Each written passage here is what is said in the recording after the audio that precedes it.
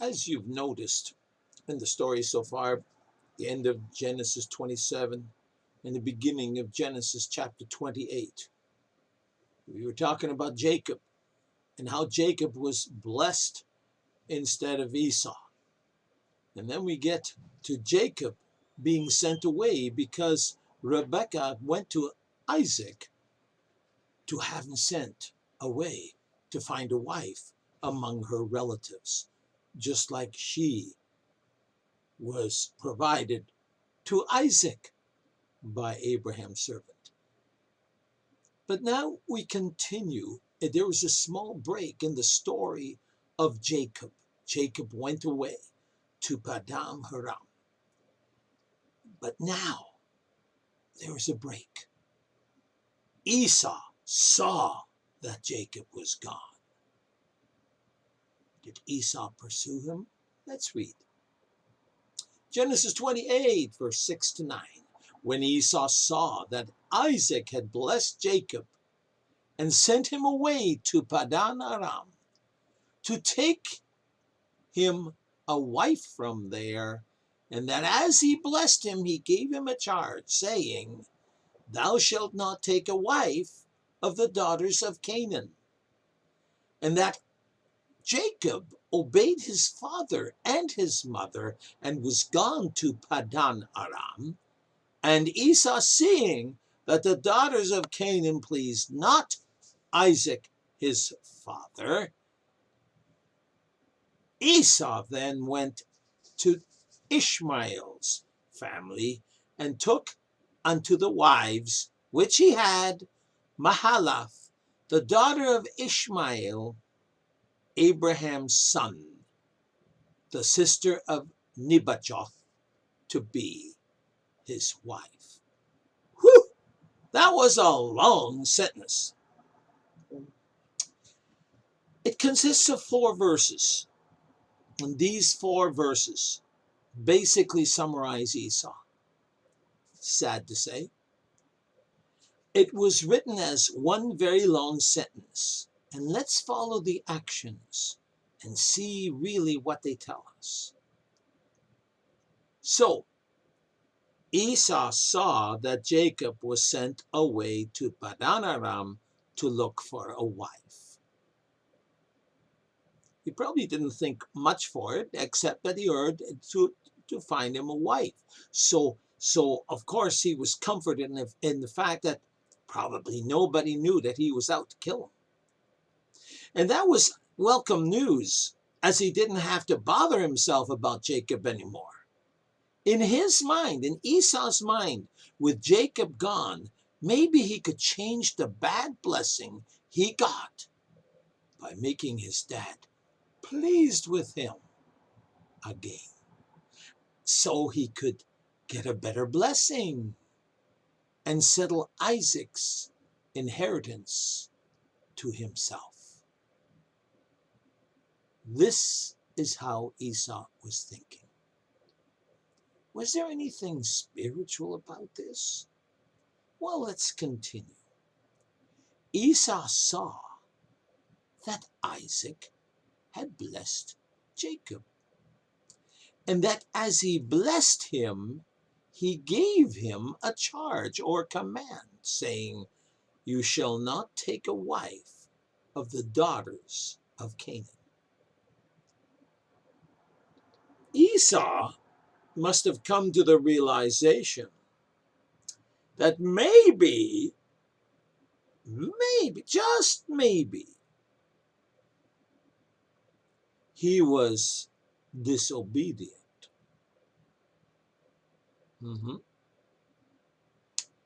To his parents, but especially to his father, as he noticed that Jacob obeyed his father and his mother and was gone to Padan Aram. That really made an impression on him, but in the wrong way. You see, we're following his thought processes, okay? It's not what I think or what I say as a commentary. This is how he was thinking. Jacob was obedient. So maybe, just maybe, he could be just as, or if not more obedient than Jacob. The daughters of Canaan did not please Isaac, his father. Was it maybe that they weren't related? It had to be. It had to be.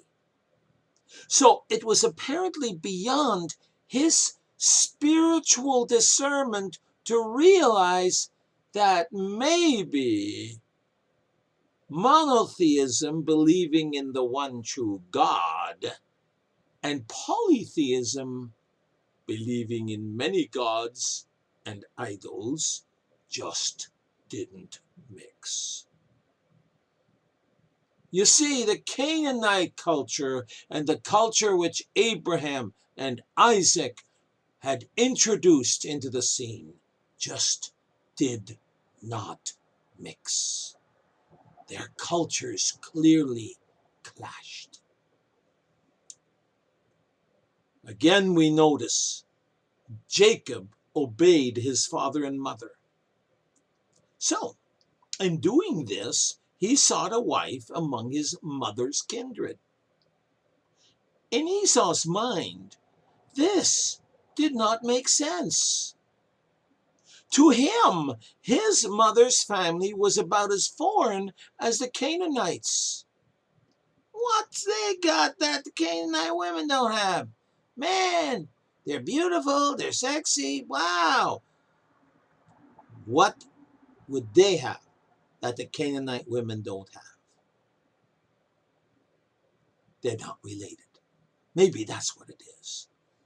He had to do something that was one up on Jacob. So, what's one up on Jacob?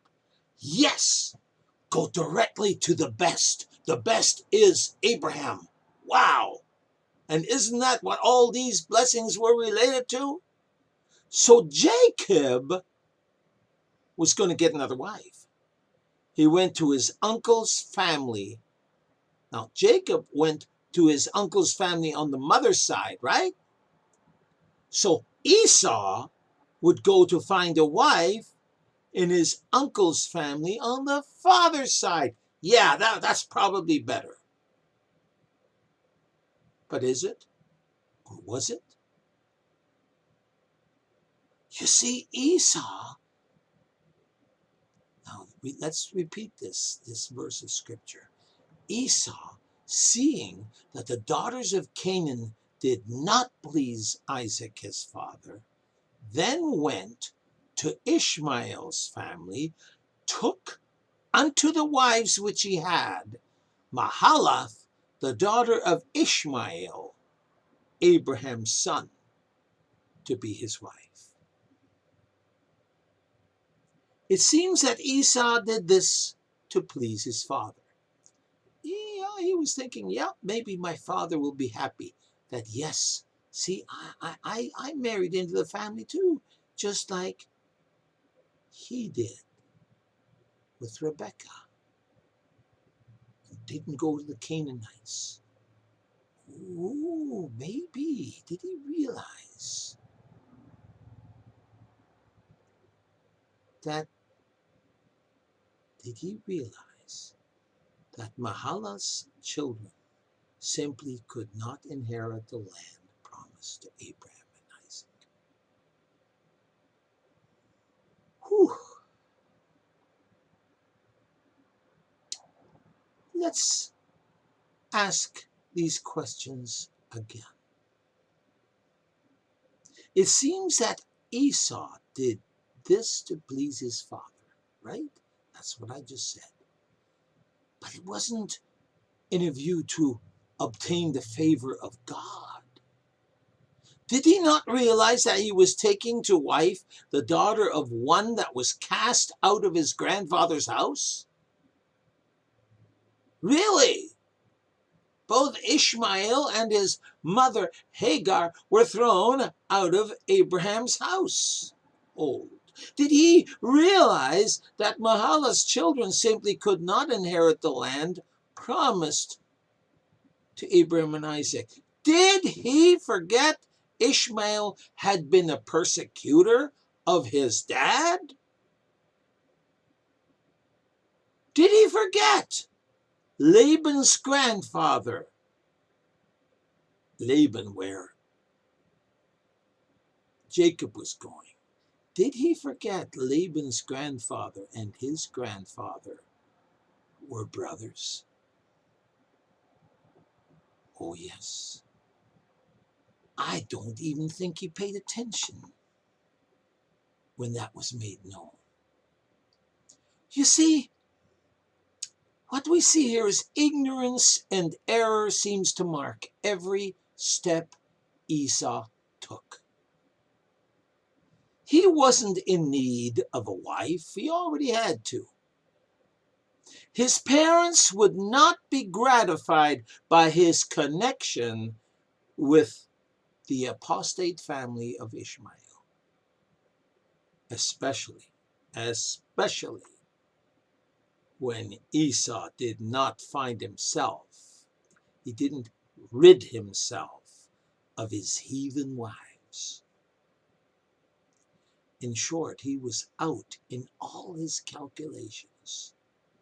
He simply blinded himself to any spiritual discernment. He blinded himself to any spiritual principles which influence those who fear the Lord. You see, some spiritual concepts have to be spiritually discerned. When was the last time you spoke to somebody who did not believe in God or Jesus Christ, and you tried to explain things about the love of God, and they said to you, "That doesn't make sense"? It has to be spiritually discerned. Esau was not unique in his behavior. Too often have I seen people try to imitate deeply spiritual people for the sake of looking good or some way promoting their selfish ends. In our church, there were people who did this, who did that, and did such things just perfectly and did them well just so they could put on a good appearance. They could look good.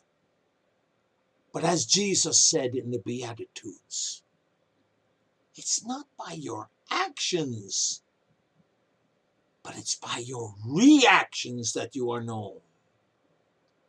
Esau was trying to look good.